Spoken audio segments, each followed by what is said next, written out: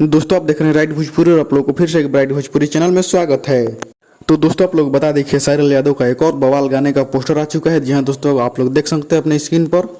इस गाना का नाम है के बेली रोटी। तो दोस्तों ये गाना बहुत ही तगड़ा और लाजवाब होने वाला है, जो कि दोस्तों आप लोग अपनी स्क्रीन पर देख सकते हैं। इस गाना को लिखे हैं विशाल भारती ने। इन्हीं का लिखा हुआ सॉन्ग था सैया के बेला रोटी, जो कि दोस्तों बहुत ही लाजवाब और बहुत ही हाईलाइट गाना हुआ था और बहुत ही जबरदस्त चला था ग्राउंड लेवल पर। तो दोस्तों इस गाना को गाए हैं खेसारी लाल यादव ने, जो कि पहले वाला गाना सैया के बेला रोटी डुएट सॉन्ग था अनुपमा यादव के साथ। तो दोस्तों ये गाना कल रिलीज हो रहा है 5 जून को आदिशक्ति फिल्म से। 5 जून को 11:30 बजे सुबह में रिलीज हो रहा है और इस गाना को म्यूजिक दिए हैं श्याम सुंदर ने।